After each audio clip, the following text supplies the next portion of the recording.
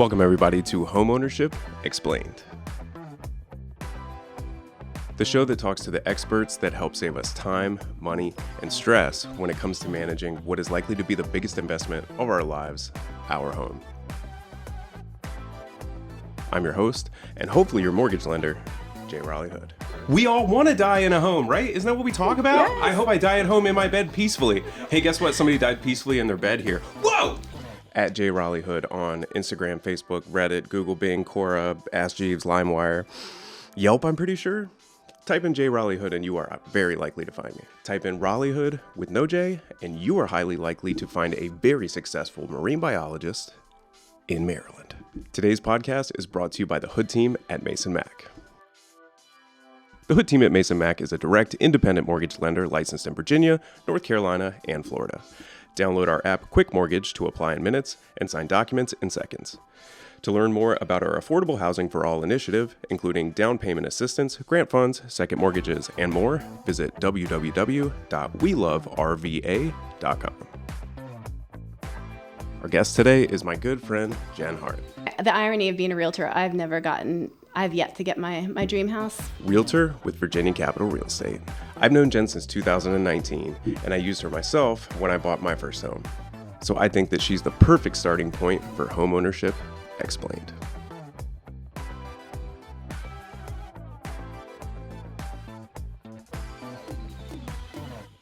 Good morning. I brought breakfast, boys. Oh, whoa! I missed two very important birthdays, Mr. Dan Putnam. Oh, no. I mean, we're not going to not drink them, right? I know, right? We'll at least take a sip. We'll take a sip. And you were out of the country on your monumental birthday. She is the best, though, right? I mean, cheers. Cheers to you. Cheers to me. To you. Cheers, cheers, cheers. Cheers. Happy birthday. Belated. Oh, it's just water. Interesting gift. I got Sprite. No, wait. Is it really? Oh, I mean, I have 3 teenagers. I'm always like checking the liquor cabinet, so. Oh, man. Well, I'm really happy that you're our first guest because it gives me an opportunity to, give you a platform to share what has been the most amazing realtor experience that I've had for what we've known each other for 5 or 6 years. 6 years? Yeah. So we are in the 212 referral networking group, River City Resources. You are the chairperson. I'm the vice chairperson. It has always been that way since 2019. We made it through the pandemic. You love Zoom. We learned right. that. Those were some rough years. I'm not a Zoom girl. I have screenshots and stuff from our Zoom calls where it's like 6 or 7 people in their home, some people not really realizing you shouldn't eat, some people realizing... Some people on their Peloton. Oh, yeah. That was fun. Jenn, I have to ask, did you ever catch on to any of the games that Raleigh and I would play on this call? No. Okay, that's good. What were they? That's good. The one for a while was I would try to sit as perfectly still as possible. Wouldn't blink, wouldn't breathe, wouldn't do anything. And it would go on for 10 or 20 minutes. I would be absolutely just statuesque. I felt unconscious in those meetings, and I had to run them. So we always hit the same questions, not in any particular format, but the first one is for everybody who's meeting you for the first time in this format. Tell us about your personal background. Where are you from? I know, but I would rather you tell everyone. Well, let's see. I grew up in Lynchburg, which is about 2 hours away from here, and went to Brookville High School. Go Bees. Go Bees? Go Bees. Like Buzz? Brookville Bees. Yep. Yep. Yeah, I didn't know if you had like a really low bar for like education achievement. Let's go. Come on. That's a good one. So I married my high school sweetheart. We started dating in 1989. And we went to JMU and moved to Richmond in 2000, which was 24 years ago, which is so crazy. And I was a high school teacher and school administrator up until about 10 years ago when I transitioned into real estate. And tell me about your childhood home. I feel like that's always a good way to get to know somebody because it is I learned this from my father-in-law for some context. He has a tactic for falling asleep, which for anybody, you close your eyes and you walk yourself through your childhood home, like room by room. And the level of like memory that you have will kind of occupy your brain and you will drift off to sleep. It does work. That's fascinating. It works really well. Oh, that's a good one. But it got me thinking that like whenever I do that, childhood memories are so like visceral that you remember like such specific things from your childhood home. Well, my No pressure, though. Just- parents still live in my childhood home. Oh, so geez. I go there on occasion. So it's not that distant of a memory, but it is a super interesting place because, it's a brick tri-level on a cul-de-sac. And we moved there in like 1979. Originally, I was born in Arlington, lived in Northern Virginia. My dad had had enough with the traffic. We moved to Lynchburg. And so I remember that growing up there, I remember waking up sometimes and having like imaginary friends. And this is kind of interesting. A black man in overalls in my doorway. And I was never afraid of him. I remember him quite vividly. Okay. And you're probably wondering where this is going. Oh, entirely, yes. Yeah.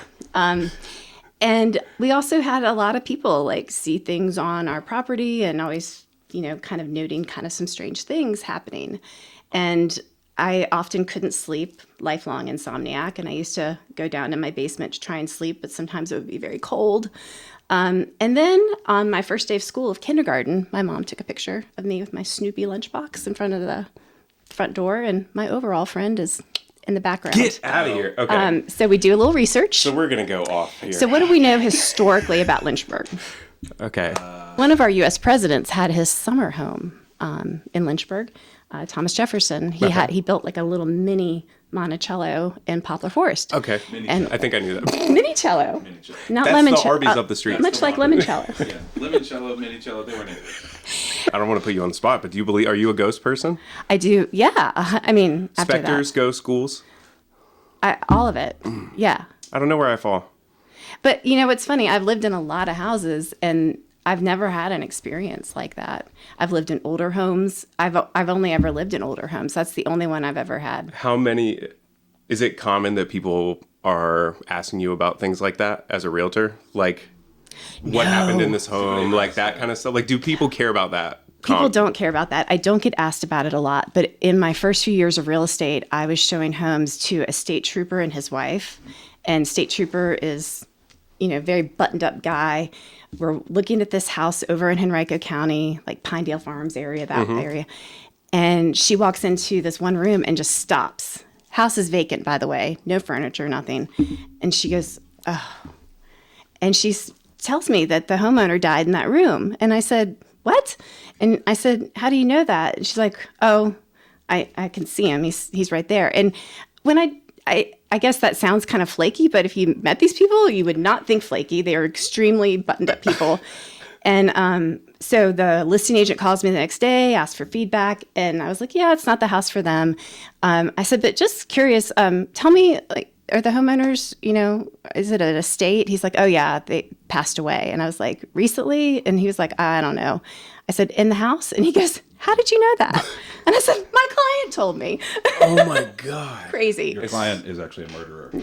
Yeah. So they always return to the scene of crime. So they just had to make sure it was super clean. I heard one recently. It was an agent that I work with that told me she had to list a home that everybody knows that this traumatic murder took place in, because if you Google the street address, guess what comes up in between the Zillow listing and the Redfin listing?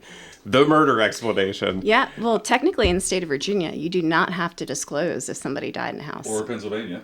We moved from Houston, Texas to just outside Philadelphia and moved into this townhouse that became available like the week we needed it. After we moved in, everyone was kind of asking us like, hey, how did you get this place? Like there's a list. Like how did you just sign up? And we didn't know. We just kind of went online, and lo and behold, the previous owner had actually committed suicide in the house like weeks before. See, I mean, and they gave us new carpet as suicide I understand, but like, I feel like somebody's died in most houses. I feel right? like it's there or hospital. If it's is where most people die, right? We all want to die in a home, right? Isn't that what we talk about? Yes. I hope I die at home in my bed peacefully. Hey, guess what? Somebody died peacefully in their bed here. Whoa! Yeah. I don't want this house. Yeah. Well, that lady said they died peacefully in this room in their bed. So it was not disturbing. Because she was there and she knows how peaceful it was. Yeah. It was peaceful for her. Here's the pillow for you. Gee, this took a turn. Okay. I really did. We haven't even got to your first question yet. I know we knew it was going to go this way. Editing. All right, so personal background established. I know you had a professional background that's very different from a realtor, but share a little bit about that, and then kind of your road from educator, administrator to now. Okay. Well, I taught high school English for a long time, but never really loved it. It was never a great fit. So I kept exploring different avenues in education. I wrote curriculum. I tried, I was a counselor for a while, and then I ultimately went into school administration. And I got my master's in curriculum and my doctorate in school administration. And so, I mean, I was pretty accomplished in that field, and I think I was technically good at it, but I did not love it.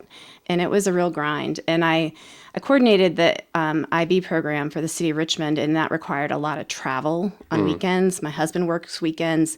So in addition to paying for daycare Monday through Friday, then we were having to get sitters because we were both gone all weekend. And it was kind of to the point Now where you're relating to me on a visceral level. Yes, and I was kind of like, I work all the time. I spend every penny I have in daycare. And it just didn't feel like much of a life. And so real estate was a natural fit for me. I'd always loved it, been interested in it. I can remember my realtor coming to my workplace to have me sign something. And I remember thinking, God, that person's so lucky. They get to leave here and like go. And, you know, I don't know. It just seemed like a natural fit. There was no like light switch moment where you like decided. Yes, there was actually. I went with a really good friend. We went to Homeownership in Magnolia Green. And I remember talking to some realtors there, and it really appealed to that particular event appealed to my creative side because of the aesthetics of the beautiful homes, the marketing of them. The event itself. Okay. And I was like, that's really cool. But real estate, it requires a very technical set of skills as well, you know, contract, you know, negotiations and, you know, just the statistic analysis of. It doesn't require it, but it's nice. I mean, anyone can become a realtor, but to be good at it, you have to be creative. You have to have an aesthetic perspective to get a house ready to go on the market. You have to be creative to get yourself out there to get business. You have to be well-spoken and well-read. You have to know a 9-page contract backwards and forwards, which, P.S., hardly anybody does. And you have to be able to enforce it and keep everything on the rails.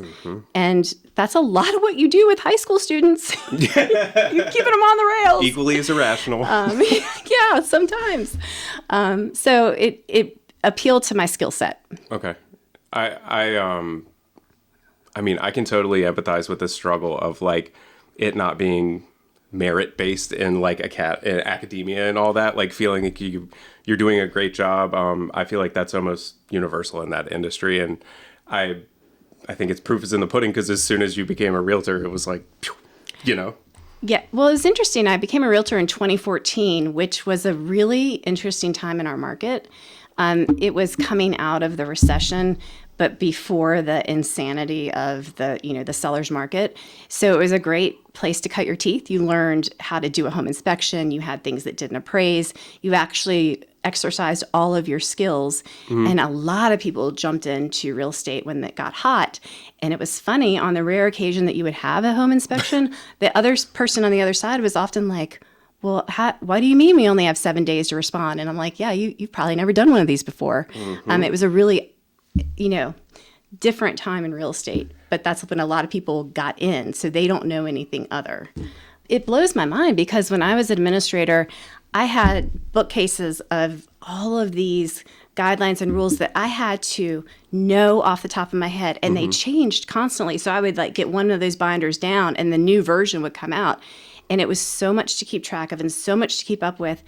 I mean, hundreds of thousands of pages of information. And I am now in an industry, I basically need to know a 9-page contract. Yeah. 9 pages. And what percentage don't even know that? It is so insane to me how many. I am constantly on the daily, on the weekly, encountering people who do not know their own rules of our purchase agreement. And I mean, buyers are basically just trusting you 100% that you know what you're doing. In most cases, they don't go read behind you. They blindly sign. I was a client of yours. Blindly sign everything.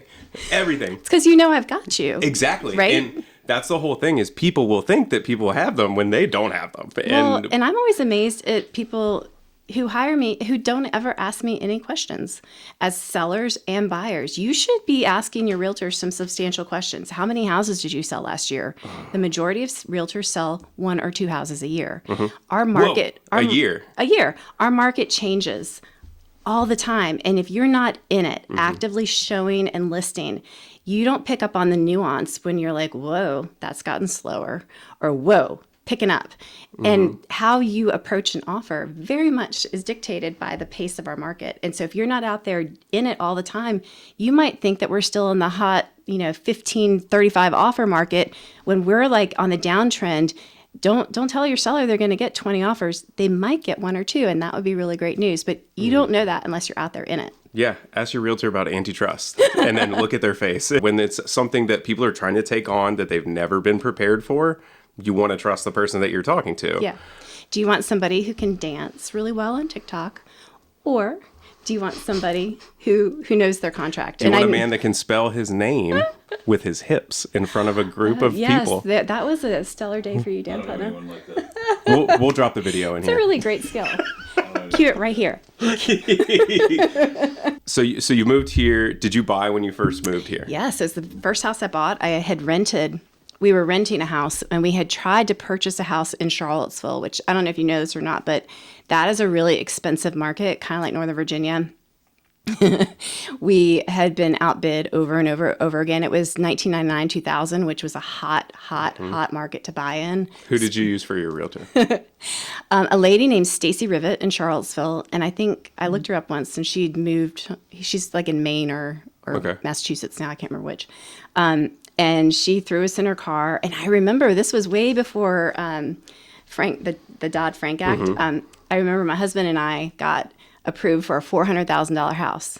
And I think collectively we made about $40,000 a year. And I remember being really psyched. And I remember my husband going, oh my God. We're going to crash the housing market. That's literally every penny of what we bring home per month. And I was like, oh. So didn't know what I was doing at all. She just took us to the lender that was parked in the office, and they gave us a letter. How did you find her? How did you come upon her? The lady who threw you in her car. I don't remember how. She was with Century 21. I don't remember how we got connected with her, but I do remember we came to Richmond for his job interview, and we went to lunch at Strawberry Street Cafe. With the bathtub. With the bathtub salad. And we wandered next door to the Long and Foster, walked in. This lady puts us in her van and starts driving us around Richmond. Think about driving from Maymont over the Nickel Bridge into Westover Hills, one of my all-time favorite neighborhoods in Richmond. And if you are not from Richmond, it is like Norman Rockwell. Sidewalks, tree-lined streets, cute little capes and cottages and bricks and bungalows. It is gorgeous. And bidding wars. Yes. Talk about not asking any questions. I certainly wasn't asking, how many homes have you sold last year? And I asked nothing. I got in her car and she drove me around and sold me a house. But I remember I had buyers a few years ago, and this was really funny. And I said, listen, I am not allowed to tell you if a neighborhood is safe or if schools are good. I said, but I can, connect you with the source of information, the Department of Education for Virginia for test scores, your local precinct with a police officer who you can talk about safety in that neighborhood. I can connect you to the primary source. And she goes, or you could just say peanut butter. And I was like, excuse me? She's like, well, if we're in a house and you think, if you don't want to tell me, just say peanut butter. Oh, that was a code word? We have a code word. It's banana bread. Banana bread means anything. But I just remember thinking that was so hysterical. I was like, oh, no, yeah, I'm not doing that, but great idea. Wow. Yeah. No, not a great idea. I mean, for the people who might not know about our industry as much, that's to prevent redlining, steering, all of those things that influence where people buy and where they live, and then potentially values in certain areas. Well, one of the things you were asking me about when I bought my first house, and I didn't have kids, and believe it or not, back then I didn't ever think I would, so schools were not that important to me. But, in terms of buying real estate, but when I did buy my current house, it was all about the school. I'm an educator, right? So I knew exactly which elementary school. There were like 3 that I wanted my kids to go to. And not a lot of people are like that. Most people are like, oh, that school, it's good enough. So for me to project my standards for safety or education onto really another good point. person is not really fair, which is the whole point of that. Yeah, we've dealt with people that bought in areas that we if it was a friend of ours, we would have felt inclined to say something, and they were happy as hell to buy there. So we would have just been creating an issue. So my point is, it's probably correct that rule exists. So even though I tell my buyers, I can't tell you about these things, inevitably, as they're contemplating an offer, they'll say things to me like, would you live here? Would you send your child to the school? And I always say to them, if you're asking me that question, you need to take the next step and call your local precinct and talk to an officer, or go on the DOE website and look at test scores, look at attendance, look at truancy. Look at that terrible map with the sex offenders on it. Yeah, all the things. All the things, yes. Look at all those things, because ultimately you live there, not me. Yeah. And I there's a lot of things that I'll put up with that maybe you won't, and vice versa. Well, also, people will say one thing. I mean, we had a mutual client who, let's say the husband said, I will 100% not live here. And he bought a home right there. Yeah, let me tell you, number one rule of everything, the wife usually wins those arguments. Oh, I thought you were going to say buyers are liars. As long as you don't say buy the house and date the rate, because that's when all the power in this building goes off and we end the podcast. I would never say that. That is the dumbest thing to say. I just can't with that one. But I do say buyers are liars, because one of the things I like to do when I meet a buyer is sit down and have a conversation before we go out shopping.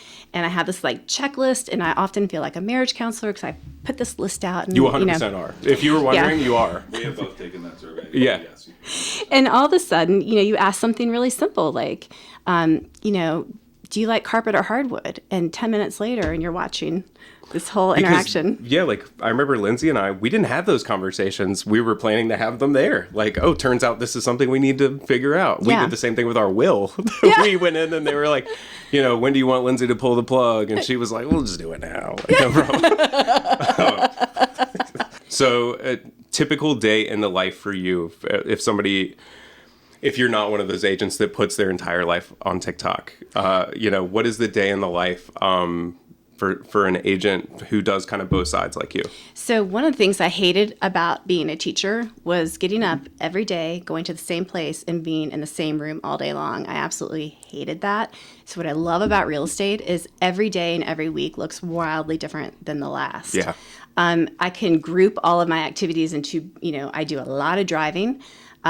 My ratios are like 49-51, flipping back and forth at all times for listing and buying. Okay. So I'm spending half my time with buyers and half my time at listing appointments. So during the course of my week, I can be showing homes. I can be walking through houses with sellers, trying to help them get it ready for photographs. Trying to not hurt their feelings, talking about how ugly their house is. That is a slippery slope. Yep. How much Legos are too many Legos?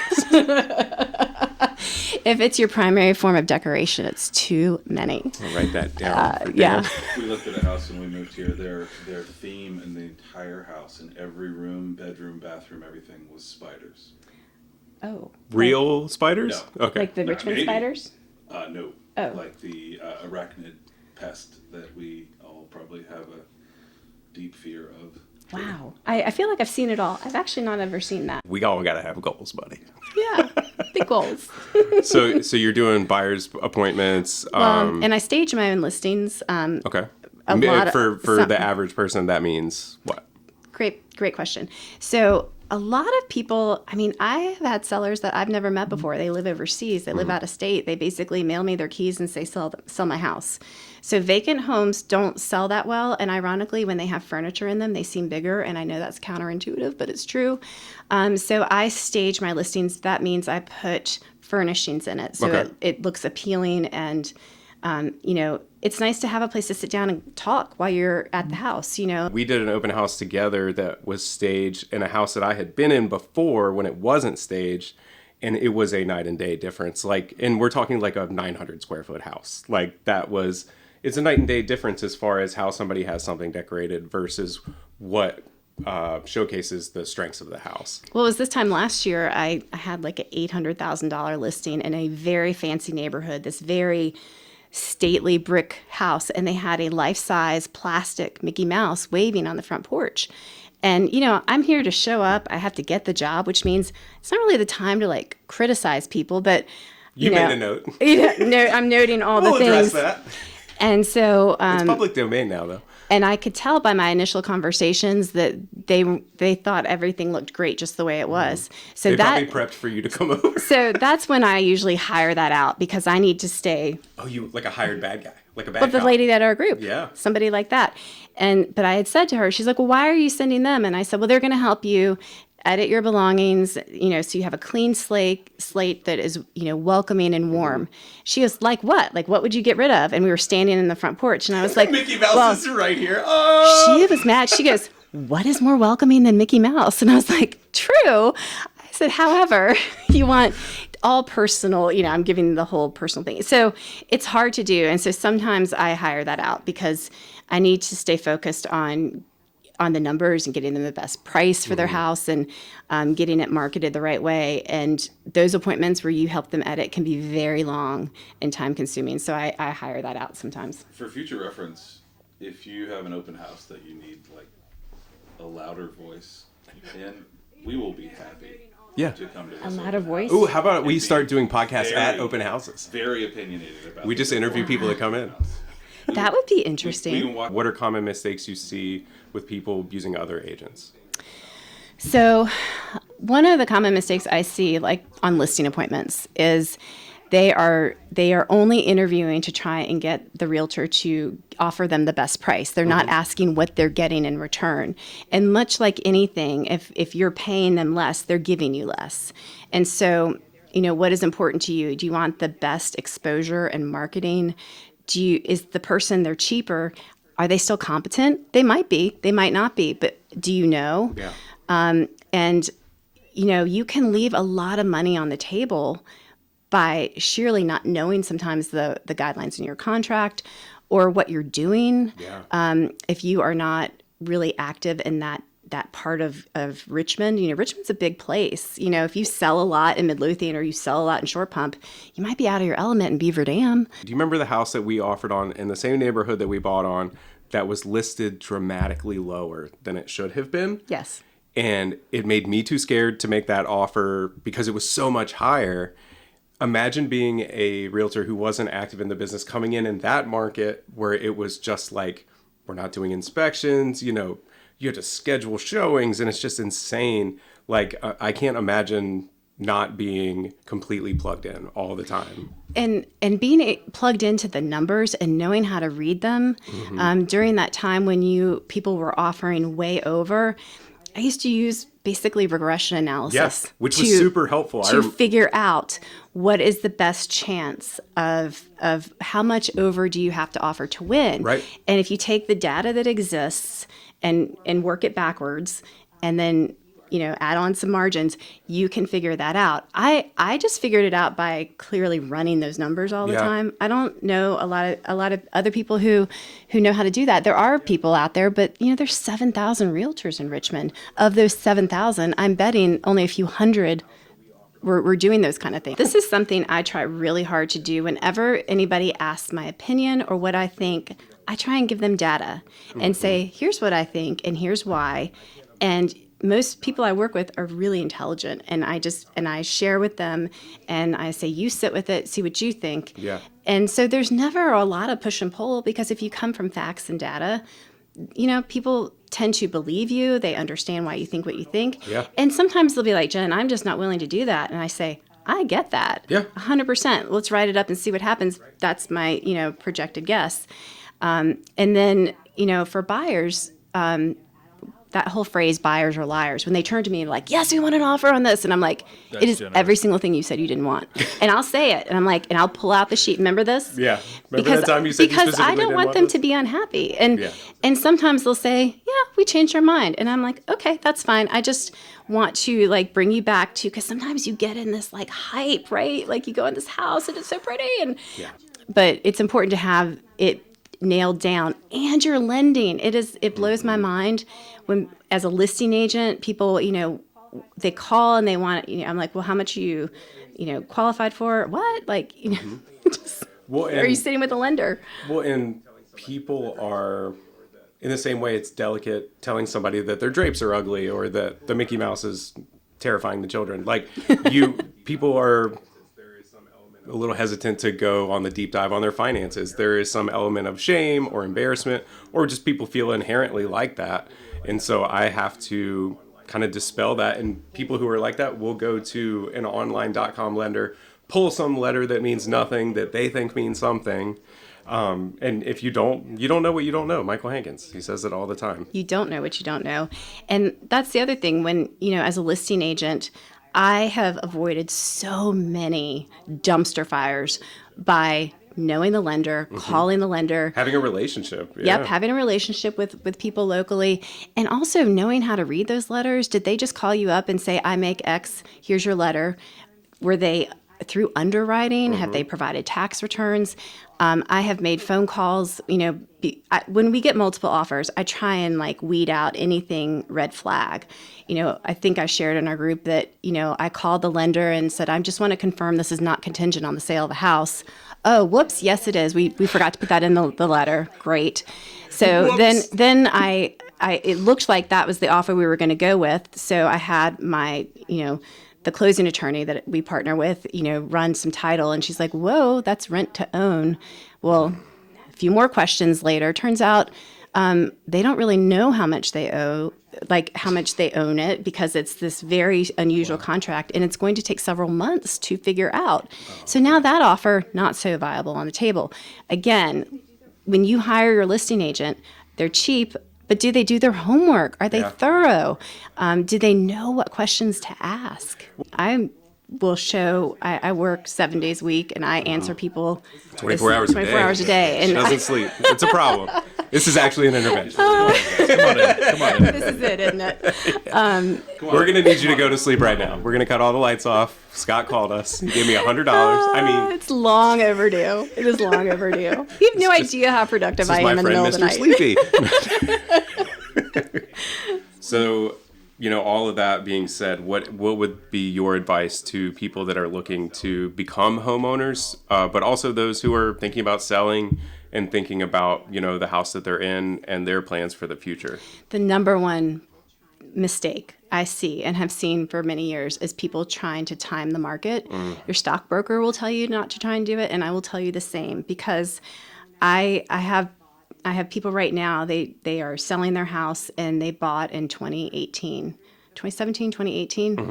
They have earned over $100,000 in equity. And so I said, I was like, you're not saving money by waiting. No. And she wrote me back, and she's like, my husband actually said that last night. If you know you are going to be living in Richmond, Virginia for the next 3 to 5 years or beyond, I would say just find a house, because every day the prices are going up. At best, they're going to level off. They're not going to ever crash. The interest rates might float back down, but I've bought 2 houses, and I bought them both at the height of a seller's market. My interest rate was 6% both times. Each time I refinanced later, no, they're probably not coming back down into the 2s. I don't think that's ever going to happen again. But 6% is a decent interest rate in the course of the life of a loan. Yeah, and we're already approaching that, and I think that everybody expects by the end of this year for us to be, trending towards an even better place, and then into the year after. And I mean, you probably see me say it all the time. If you're waiting for lower rates, you're waiting for competition with those people that are waiting for lower rates. And so you're back. And I got to tell you, the hardest year I ever had in real estate, which is ironic, was the hottest market. And I couldn't get buyers under contract because they didn't have cash to compete against the cash people or to waive appraisals. And I couldn't get my buyers under contract. So I had 18 active buyers at the same time. And again, I'm a one-man band, and I eventually got them all under contract.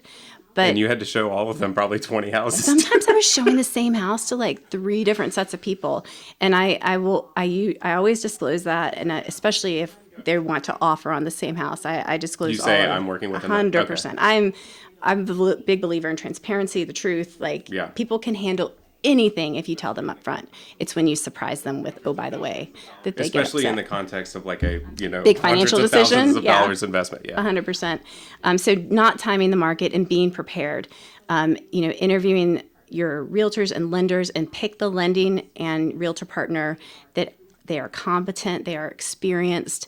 They are truthful and available to you. They are not selling you. They listen to you. All of those things. And if you have that team assembled, and you listen to what they have to say, I'm not saying you have to do what they say, but listening to their advice is helpful. If you trust them, if you've interviewed them and you trust them, things will go well. Well, I want to thank you for coming. We're going to wrap on the interview portion. Yep. Give everybody who's watching, plug your social media, give a call to action. Where can people find you? Where can they follow Absolutely. you? Don't follow her actually, but follow her on social Yes, media. don't stalk me. Yeah, that's a problem. She took that whole class, the self-defense. Yes, I did. It was fun too, and I've had my fair share. So I don't dance on TikTok, but I do try and provide informative and entertaining content on Instagram and Facebook. I'm the best nest at both. Jenn Hart at the best nest. So. Follow me, and you might learn some things along the way and get some gratuitous pictures of my sheepadoodle. Sheepadoodle. Awesome. Thank you. Thanks for having me.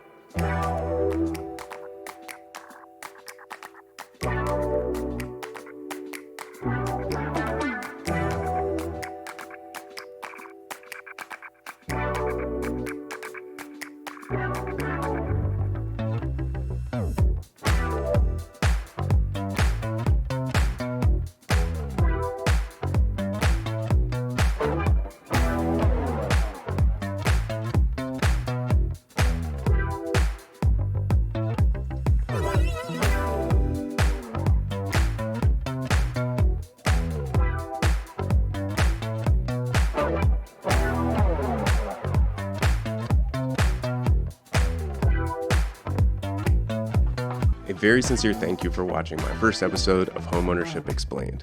Please like, follow, subscribe, stalk me. I really don't care. I would absolutely love to get this thing up and running and spread it to as many people as possible.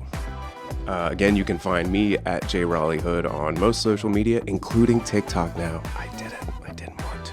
So please connect, stay in touch, and help me bring homeownership to everyone. Until next time, with Mason Mac Mortgage, I'm Raleigh Hood. Contact me to say goodbye to renting.